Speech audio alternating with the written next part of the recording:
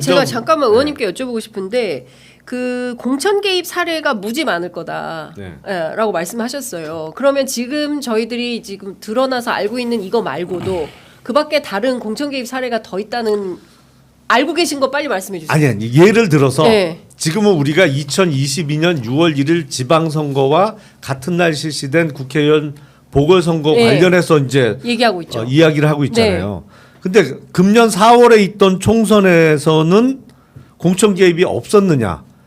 그러면 김영선 의원은 공천이 안 됐으니까 금년 총선은 그러면 건너뛰었냐? 건너뛰었냐?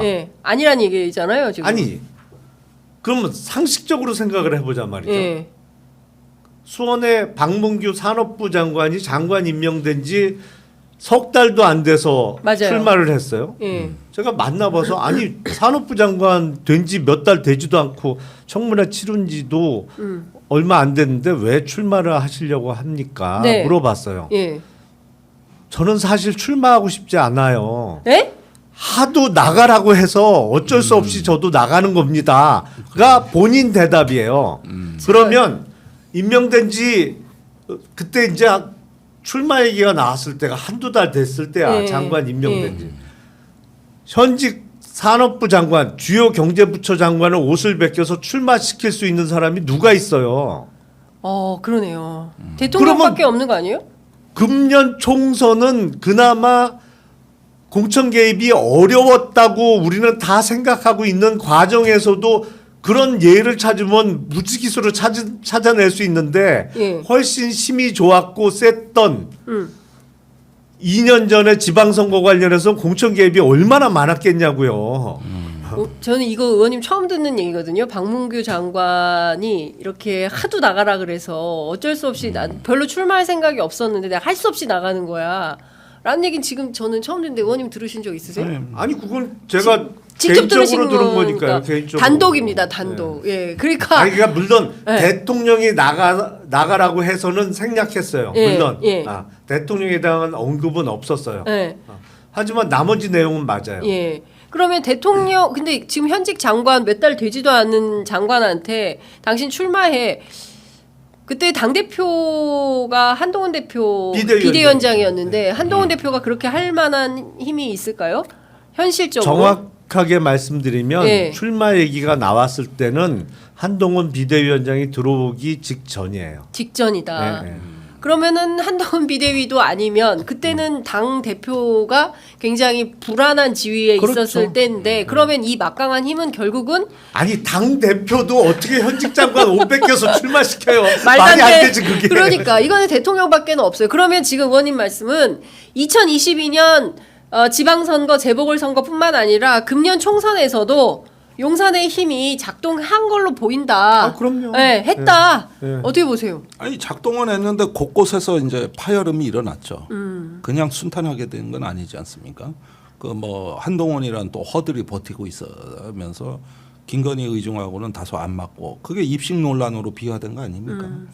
그래서 이런 부분들은 조금 뭐 디테일로 들어가면 확인할 점이 많은데 지금 이 명태균, 이준석으로 이어지는 이 과정이 저한테 충격을 주는 대목은 우리가 알던 것보다도 지금 이 여사의 그림자가 도처에서 이 나라를 뒤에서 움직이는 그림자 정부 역할을 했다는 게 이 강도 차이가 점점 더 이제 심해지는 거고 이거 여사의 겨울 왕국입니다. 지금 우리가 살고 있는 세상이. 그러니까 지금 이준석 의원이 그 빠이를 갖고 있다고 사실 얘기를 하는 거거든요.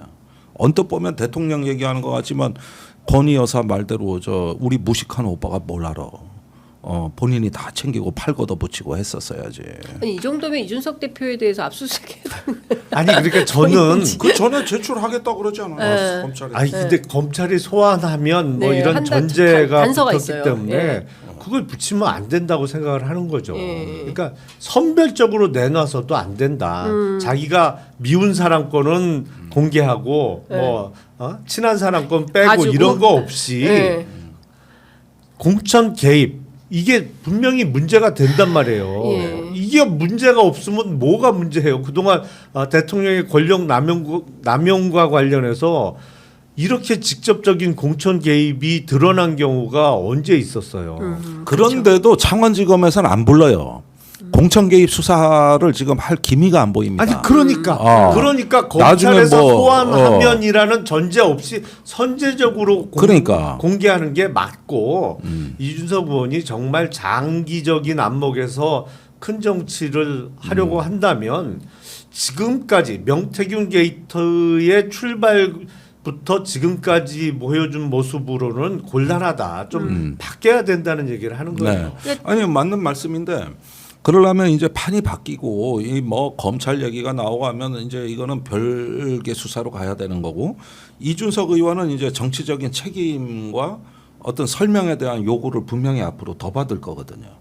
그러면은 지금이야 뭐 검찰이 부른다면 이런 소극적 태도를 취하고 있지만은 곧 또 특검 재의결도 되고 여러 가지 이제 일들이 벌어지고 있는데 계속 이런 태도로 버틸 거냐 이게.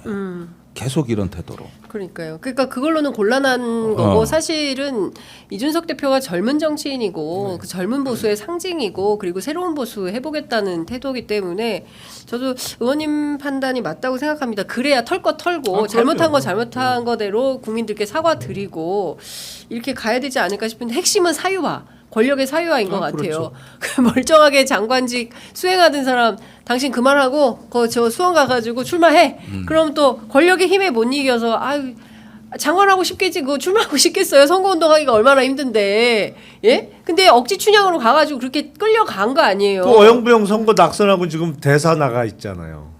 외국에. 아니 그게 뭔 꼴입니까 그게. 아니 그러니까 전 이해가 안 돼요. 이게 지금 윤석열 대통령 부부의 권력의 행사 방식은 상식적이지 않아요. 누가 봐도. 왜냐하면 멀쩡하게 잘 수행하는 것도 아니야. 사실은 장관 청문회 거치고 임명되면 처음에 계속 하는 게 뭐예요? 업무 보고 받는 거잖아요. 그렇죠. 그 양반은 산업부 출신도 아니에요. 산업부 업무 잘 몰라. 장관 임명돼서 업무 파악하는 데만 해도 2달은 걸려요. 업무 파악 거의 한참 하고 있고 이제 끝나갈 때쯤 출마하라고 그런 거예요. 아니 국정 운영이 이게 뭐예요 도대체? 이건 혹시 밤에 비상식적이지. 김건희 여사가 몰래 윤석열 대통령 핸드폰으로 경질 통보한 거 아니야? 네?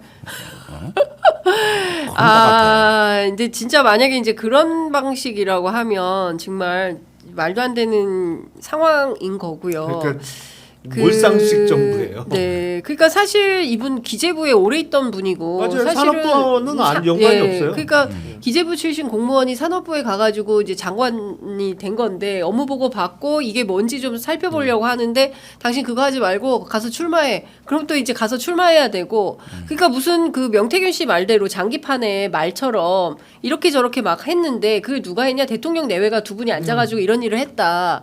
그러면 저는 정상적인 정당이라고 한다면 국민의힘 내부에서 그렇게 하시면 안 됩니다. 예? 당은 당의 일이 있고 정은 한동훈 대표 맨날 하던 얘기잖아요. 당은 당의 일, 정은 정의 일을 하시라. 그러니까 그게 지금 막 착종돼 가지고 아무렇게나 막 권력 행사를 했던 거 아닙니까? 그러니까 그게 예? 24년 4월 올해 4월 총선은 훨씬 공천 개입이 어려웠을 거라고 생각하는데도 그렇게 돌아갔는데 2022년 6월 지방선거는 오죽했겠냐고요.